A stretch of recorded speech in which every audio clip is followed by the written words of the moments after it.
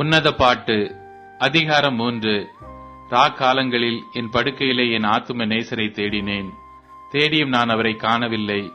நான் எழுந்த நகரத்தின் வீதிகளிலும் தெருக்களிலும் திரிந்து என் ஆத்தும நேசரை தேடுவேன் என்றேன். தேடியும் நான் அவரை காணவில்லை. நகரத்திலே திரிகிற காவலாளர் என்னை கண்டார்கள். என் ஆத்தும நேசரை கண்டீர்களா என்று அவர்களை கேட்டேன். நான் அவர்களை விட்டு கொஞ்ச தூரம் கடந்து போன உடனே என் ஆத்தும நேசரை கண்டேன்.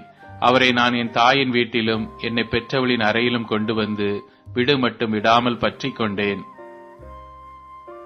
எருசலேமின் குமாரத்திகளே, எனக்கு பிரியமானவளுக்கு மனதாக மட்டும் நீங்கள் அவளை விழிக்க பண்ணாமலும் எழுப்பாமலும் இருக்கும்படி வெளி மான்கள் மேலும் வெளியின் மறைகள் மேலும் உங்களை ஆணையிடுகிறேன். வெள்ளை போலத்தினாலும் சாம்பிராணியினாலும் வர்த்தகருடைய சகலவித கந்த பொடியினாலும் உண்டாகிய வாசனையை வீசி தூப ஸ்தம்பங்களைப் போல் வனாந்தரத்தில் இருந்து வருகிற இவர் யார்? இதோ சாலமோனுடைய மஞ்சம். இஸ்ரவேலின் சௌரியவான்களில் 60 சௌரியவான்கள் அதை சுற்றி நிற்கிறார்கள். இவர்கள் எல்லாரும் பட்டயம் பிடித்து யுத்தத்துக்கு பழகினவர்களாயிருக்கிறார்கள்.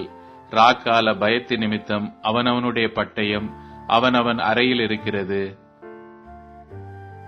சாலமோன் ராஜா தனக்கு லீபனோனின் மரத்தினால் ஒரு ரதத்தை பண்ணுவித்தார். அதன் தூண்களை வெள்ளியினாலும் அதன் தட்டை பொன்னினாலும் அதன் ஆசனத்தை இரத்தாம்பரத்தினாலும் பண்ணுவித்தார்.